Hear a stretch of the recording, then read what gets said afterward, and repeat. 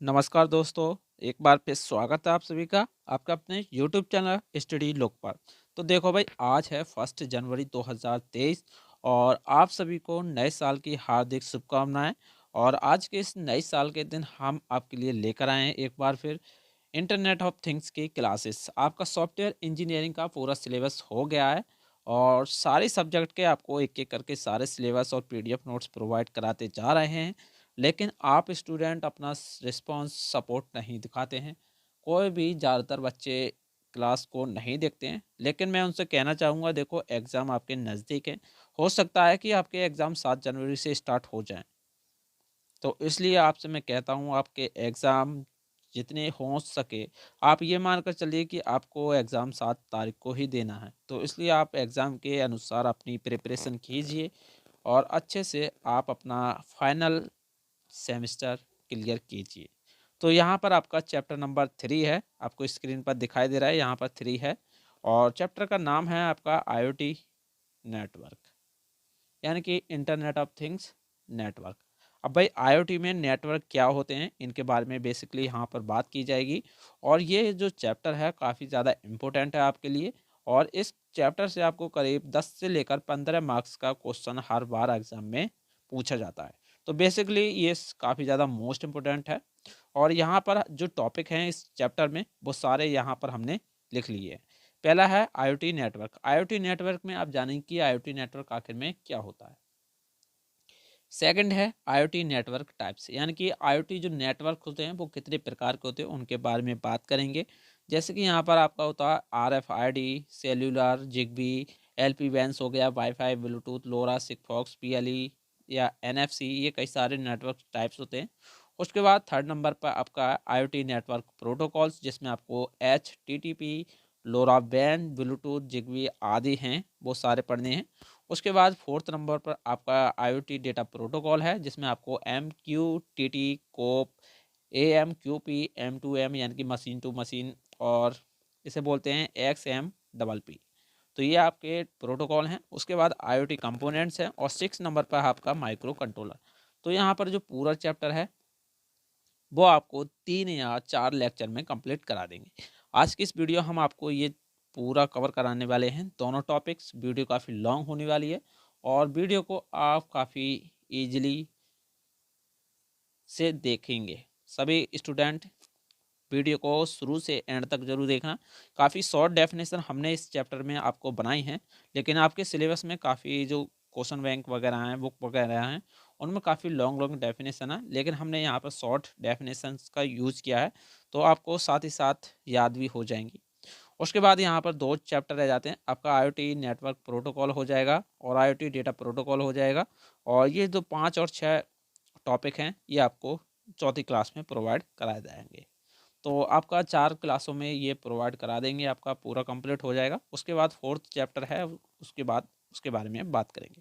तो बेसिकली यहाँ पर हम बात कर लेते हैं कि आईओटी नेटवर्क होता क्या है। तो आईओटी नेटवर्क क्या होता है, देखो आईओटी नेटवर्क एक इंटरकनेक्ट डिवाइस का एक समूह होता है।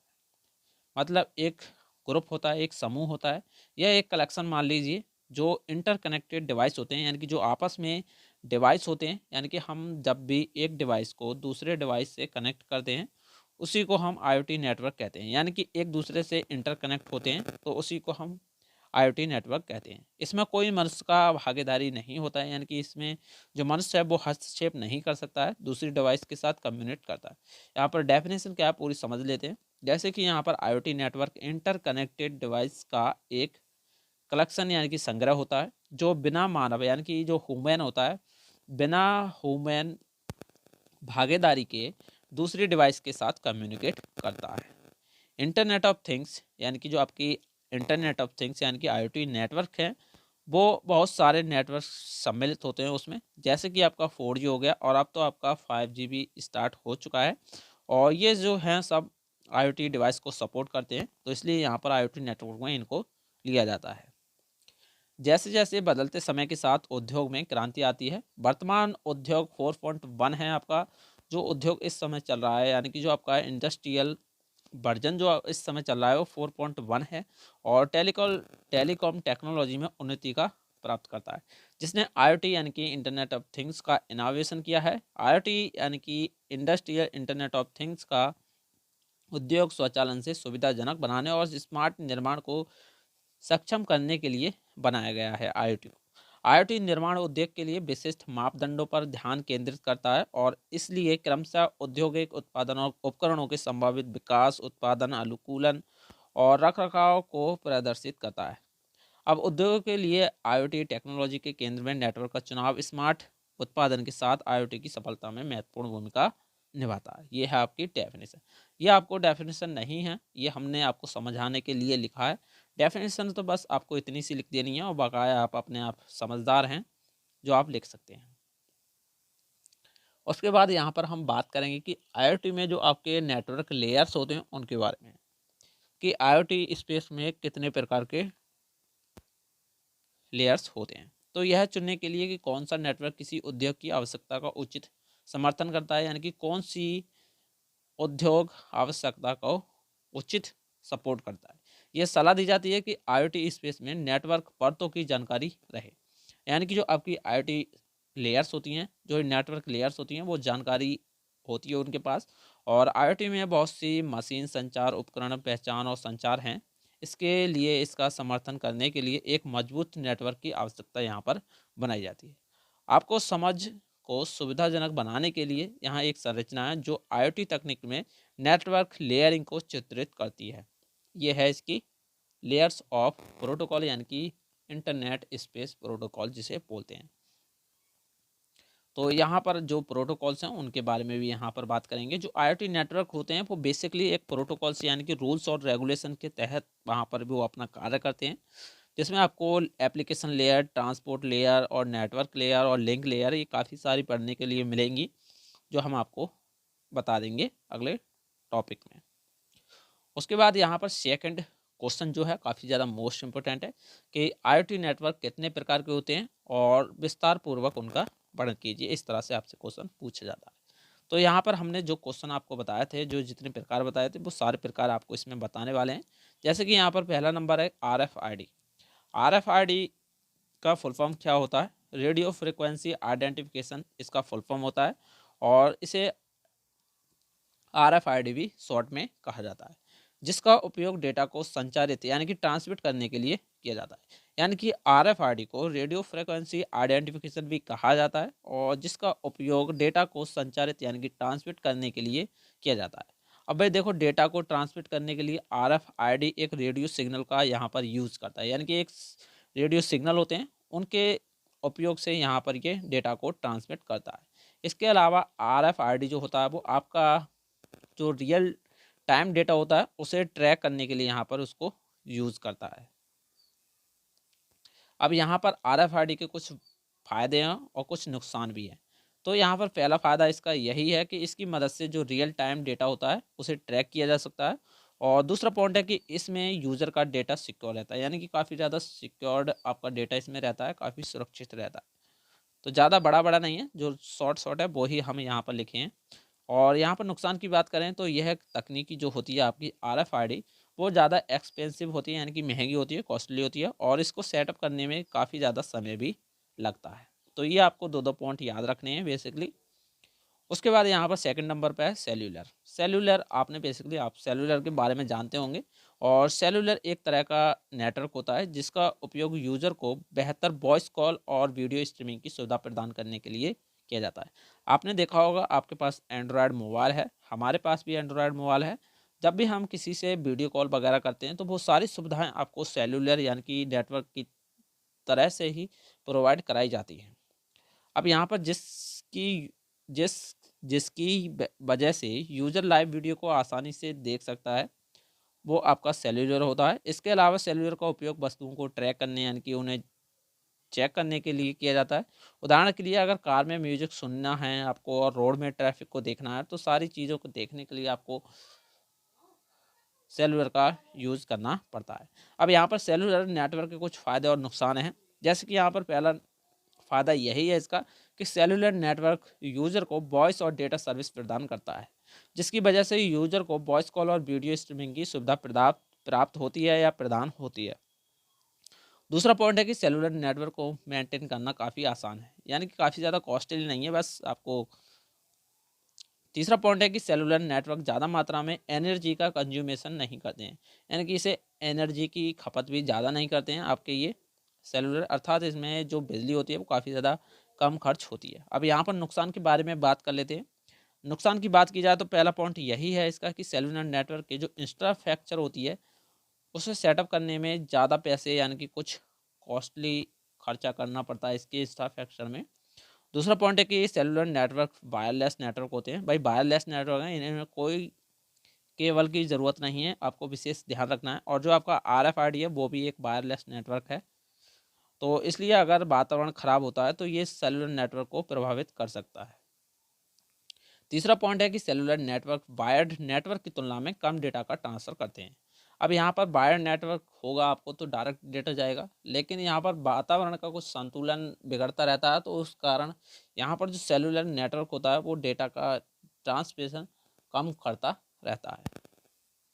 उसके बाद थर्ड नंबर पे आपका जिगबी। अब भाई देखो, जिगबी को हम आपको एक बार ये आपको शॉर्ट डेफिनेशन के माध्यम से यहाँ पर हम बता देते हैं, जिससे कि आपको आसानी से याद हो जाए। एक हम आपको लॉन्ग वीडियो बनाएंगे जिसमें आपको सारे टॉपिक्स क्लियर वाई यहाँ पर समझा दिए जाएंगे। जिगबी क्या है? देखो भाई, जिगबी एक वायरलेस नेटवर्क है, यानी कि ये केबल रहित है, इसमें केबल का यूज़ नहीं किया जाता है। वायरलेस तकनीक है या वायरलेस नेटवर्क है, जिसका उपयोग वायरलेस डिवाइस में डेटा को ट्रांसफ़र करने के लिए किया जाता है। जीबी के सेटअप में यूजर को ज़्यादा पैसे खर्च करने नहीं पड़ते हैं, और जिगबी ज़्यादा मात्रा में एनर्जी को कंज्यूम भी नहीं करते हैं, यानी कि ये इसके कुछ फ़ायदे और नुकसान भी हो जाते हैं। और जिगबी का निर्माण IoT नेटवर्क की ज़रूरतों को पूरा करने के लिए किया जाता है।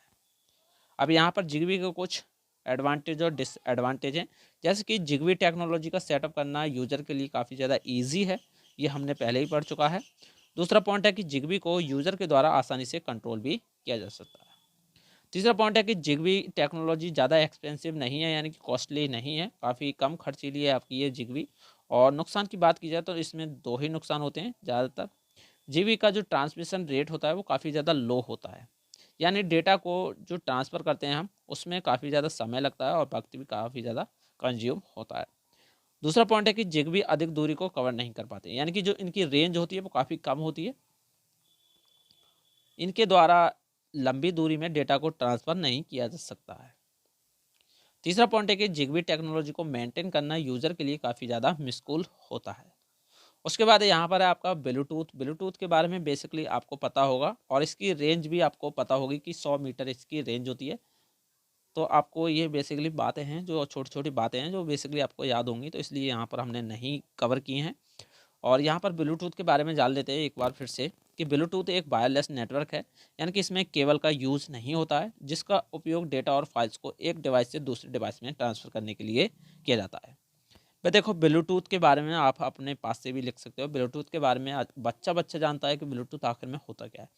जो आपका ब्लूटूथ होता है एक पेन, यानी कि पर्सनल एरिया नेटवर्क कैटेगरी में आता है, और जिसका मतलब यह है कि ब्लूटूथ नेटवर्क का उपयोग लिमिटेड एरिया, यानी कि कुछ सीमित क्षेत्र में डेटा और फाइलों को ट्रांसफ़र करने के लिए किया जाता है। इसकी जो रेंज होती है वो 100 मीटर होती है, बेसिकली आपको पता है। और यहाँ पर उसके कुछ फ़ायदे भी हैं, जैसे कि यहाँ पर पहला फ़ायदा हो जाता है इसका कि ब्लूटूथ की मदद से डेटा और फाइलों को आसानी से एक डिवाइस से दूसरे डिवाइस में ट्रांसफ़र किया जाता है। दूसरा बेनिफिट यही है इसका कि इसकी मदद से इंटरनेट को एक्सेस किया जा सकता है। तीसरा पॉइंट है कि ब्लूटूथ ज़्यादा मात्रा में एनर्जी को कंज्यूम नहीं करते, यानी कि ये ज़्यादा एनर्जी कंज्यूम नहीं करते हैं, काफ़ी कम खपत होती है इनकी। उसके बाद यहाँ पर नुकसान की बात की जाए तो सबसे बड़ा नुकसान तो यही है इसका 100 मीटर रेंज। भाई देखो, 100 मीटर रेंज काफ़ी कम है, तो इसलिए इसका नुकसान यही हो जाता है कि यह केवल 100 मीटर तक दूरी तक ही डेटा को ट्रांसफ़र कर सकता है, जिसके कारण यूज़र को डेटा और फाइलों को ट्रांसफ़र करने के लिए 100 मीटर की रेंज के अंदर ही रहना पड़ता है। दूसरा पॉइंट है कि इसको हैकर के द्वारा आसानी से हैक किया जा सकता है। उसके बाद यहाँ पर फोर्थ नंबर पर आ जाता है आपका वाईफाई। वाईफाई को आपको पता होगा, इसकी जो फुल फॉर्म होती है वो वायरलेस फिडेलिटी होती है, ये आपको पता होगा। और ये एक तरह का वायरलेस नेटवर्क होता है, वायरलेस टेक्नोलॉजी है, और जिसका उपयोग हम कंप्यूटर लैपटॉप हो गया आपका, पीसी वगैरह हो गए और मोबाइल फ़ोन, टैबलेट वगैरह हो गए आदि जैसे डिवाइसों में इंटरनेट को कनेक्ट करने के लिए किया जाता है। अगर सरल शब्दों में कहा जाए तो यूज़र आसानी से वाईफ़ाई की मदद से इंटरनेट को अपने डिवाइस में एक्सेस कर सकता है। वाईफ़ाई टेक्नोलॉजी लिमिटेड एरिया को कवर करने के लिए होती है, यानी कि वाईफ़ाई किसी डिवाइसेस को कनेक्ट इंटरनेट से कनेक्ट करने के लिए नियर बाई टेक्नोलॉजी और रेडियो सिग्नल का उपयोग करता है। अब यहाँ पर वाईफ़ाई के कुछ फ़ायदे हैं, जैसे कि फर्स्ट बेनिफिट है इसका कि इसका उपयोग करना किसी भी यूज़र के लिए ईजी होता है, आसान होता है। दूसरा कि इसको सेटअप करना काफ़ी आसान होता है और ये अच्छी मात्रा में सिक्योरिटी प्रदान भी करते हैं, यानी कि वाईफ़ाई में यूज़र का डेटा जो होता है वो पूरी तरह से सुरक्षित होता है। उसके बाद यहाँ पर नुकसान की बात कर लें भाई, देखो वाईफ़ाई की जो रेंज होती है वो लिमिटेड होती है, यानी कि कुछ दूरी पर आप जाएँगे तो वाईफ़ाई का जो एक्सेस है वो खो जाता है। तो इसलिए जब भी आप वाईफ़ाई यूज़ करें तो उसका जो एक्सेस है जिसकी उसकी जो रेंज है उसी रेंज के अंदर आपको रहना पड़ता है। वाईफ़ाई को कंट्रोल करना यूज़र के लिए काफ़ी ज़्यादा कॉम्प्लेक्स यानी मुश्किल हो जाता है। उसके बाद है यहाँ पर एलपी वैन्स। एलपी वैन्स का फुल फॉर्म होता है low power wide area network, और जिसका उपयोग लंबी दूरी के यानी कि कम्युनिकेशन करने के लिए किया जाता है। काफ़ी लॉन्ग दूरी के लिए इसका यूज़ किया जाता है। और इसके अलावा एलपीवांस का उपयोग सभी प्रकार के आईओटी सेंसर को डिवाइसेस को साथ जोड़ने के लिए किया जाता है। अब एलपीवांस की ही मदद से वस्तु को ट्रैक भी किया जाता है, और इसके अलावा वातावरण में जो होने वाली घटनाएं होती हैं उन पर भी यहाँ पर नज़र रखी जाती है। और यहाँ पर एलपी वैन्स के कुछ फ़ायदे हैं, जैसे कि एलपी वैन्स जो होता है वो लंबी दूरी के लिए कम्युनिकेशन करने में मदद करता है, और यह ज़्यादा एनर्जी का इस्तेमाल भी नहीं करते हैं, यानी कि इसमें जो बिजली होती है वो काफ़ी ज़्यादा कम खर्च होती है। तीसरा कि एक्सपेंसिव नहीं होते हैं, काफ़ी ज़्यादा महंगे भी नहीं होते हैं ये। और नुकसान की बात की जाए तो यह केवल लो डेटा रेट को ही सपोर्ट करते हैं, यानी कि इसमें आप बड़ी फाइल को यहाँ पर भेज नहीं सकते, काफ़ी ज़्यादा लो स्पीड होती है इसकी। ये आपको बेसिकली पॉइंट याद रखने हैं। और इसका जो उपयोग है वो उच्च डेटा यानी कि हाई डेटा की जो एप्लीकेशन है उनमें नहीं किया जाता है, ये इसका एक नुकसान है। और दूसरा पॉइंट है कि यह लो लेटेंसी एप्लीकेशन के लिए उपयुक्त नहीं होते। ये हैं आज के इस टॉपिक में जो आपको बताए हैं, और आज का ये टॉपिक आपको बेसिकली पता अच्छा लगा होगा। और चैनल पर नए हैं, चैनल को सब्सक्राइब कर लें और बेल आइकन को प्रेस कर लें, जिससे कि आने वाली जो नोटिफिकेशन है वो आपको समय पर मिलती रहें। और आज के ये दोनों टॉपिक्स आपको अच्छी तरह से याद हो गए होंगे। और थम्स अप करके बहुत कमेंट में ज़रूर बताना, आप अपने कमेंट में जवाब नहीं देते हैं कि वीडियो कैसी बनी है या नहीं बनी है। तो चलिए आप चलते हैं, मिलेंगे अगली वीडियो में एक और नए लेक्चर के साथ।